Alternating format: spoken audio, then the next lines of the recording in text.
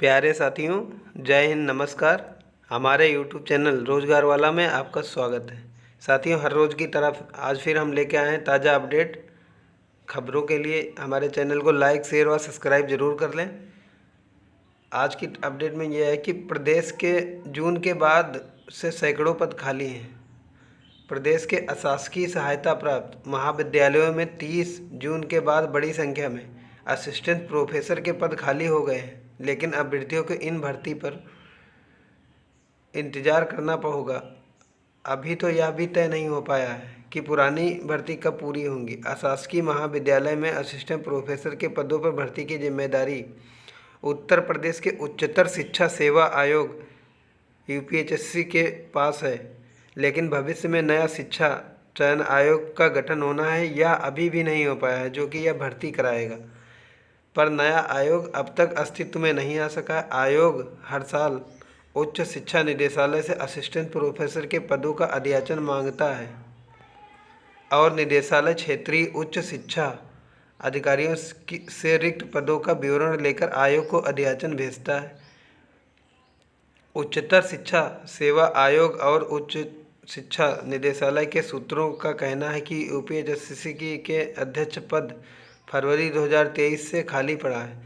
वहीं सदस्यों के भी 6 में से 4 पद खाली हैं। कोरम पूरा न होने के कारण यूपीएचएससी के ने अब तक रिक्त पदों का अध्याचन नहीं मांगा है और इसी वजह से निदेशालय ने भी क्षेत्रीय उच्च शिक्षा अधिकारियों से असिस्टेंट प्रोफेसर के रिक्त पदों का ब्यौरा नहीं मांगा है। जबकि 2 जून 2023 में शिक्षकों की सेवानिवृत्ति के बाद सैकड़ों पद खाली पड़े हैं। वहीं विज्ञापन संख्या 51 के तहत असिस्टेंट प्रोफेसर के 1017 पदों पर भर्ती का कोई भी आता पता नहीं है। इन पदों पर भर्ती के लिए आवेदन की प्रक्रिया अगस्त 2022 में पूरी हो चुकी है, लेकिन यूपीएचएससी में कोरम पूरा न होने के कारण भर्ती परीक्षा तिथि घोषित नहीं की जा सकी। आवेदन प्रक्रिया को साल भर पूरे होने वाले हैं और अभ्यर्थी अभी तक नौकरी के लिए भटक रहे हैं।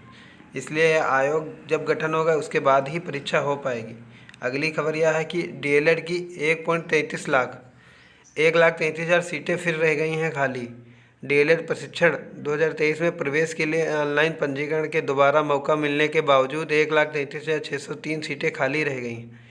शासन की अनुमति के बाद परीक्षा नियामक प्राधिकरण कार्यालय ने आवेदन की अनुमति 27 जुलाई तक और फीस जमा करने की 28 जुलाई तक बढ़ाई थी। इसके बावजूद निर्धारित तिथि तक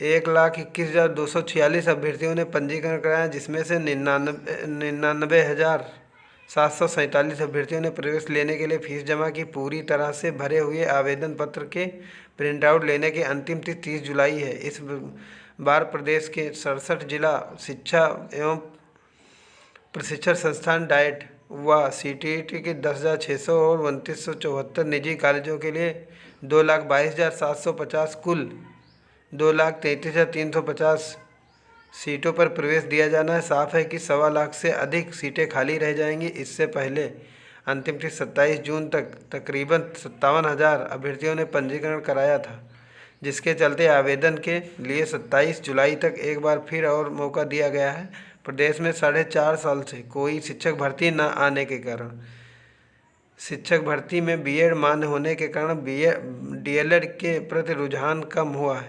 यही कारण है कि प्रदेश भर में 28 निजी कॉलेजों ने इस साल प्रवेश लेने से इनकार कर दिया है। इसलिए साथियों, आप लोग और इंतज़ार करते रहें कि पढ़ाई में इंतज़ार ना करें। वैकेंसी बहुत जल्द ही आने वाली है।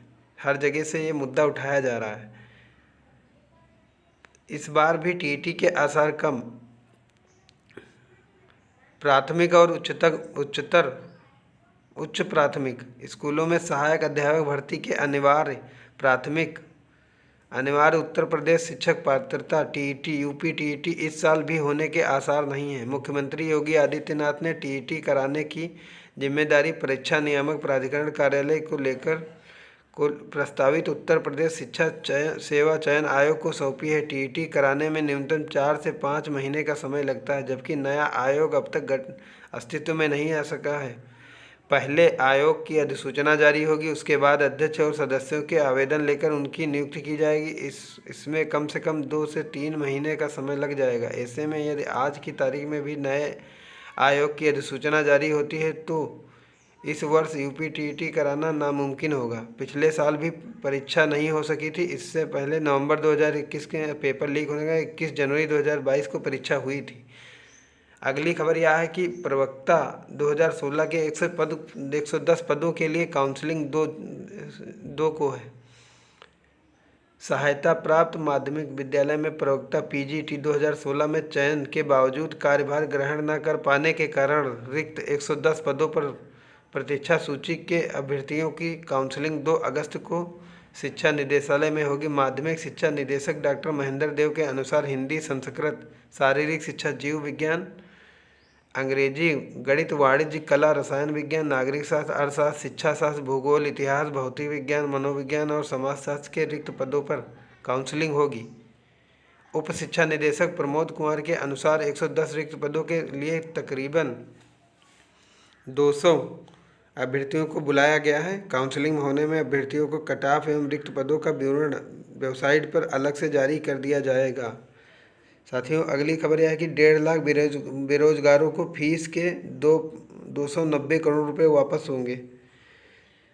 यह खबर है कि एकेडमिक मेरिट के आधार पर 72,825 प्रशिक्षु शिक्षक भर्ती के लिए दिसंबर 2012 में आवेदन के रूप में 290 करोड़ 2.90 अरब रुपए फीस देने वाले अभ्यर्थियों को 1 दशक बाद फिर अपनी रकम वापसी की उम्मीद जगी है।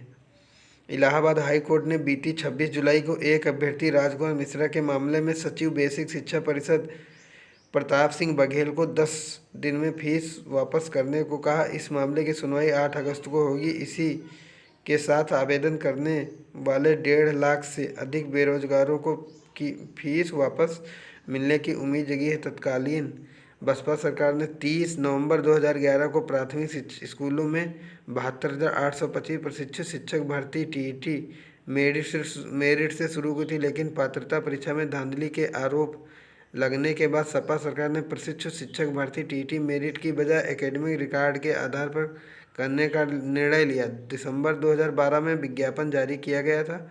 जिले में आवेदन के लिए 500 रुपये फीस ली गई थी। अभ्यर्थियों ने 75 जिलों में फार्म भरा, जिसके एवज में 40,000 रुपये खर्च करने पड़े। 25 से 30,000 फीस के रूप में सरकार को दिए। फीस के रूप में सचिव के खाते में इतना रुपये जमा हुआ था। हालांकि सुप्रीम कोर्ट के आदेश पर टीईटी मेरिट के आधार पर भर्ती पूरी हुई।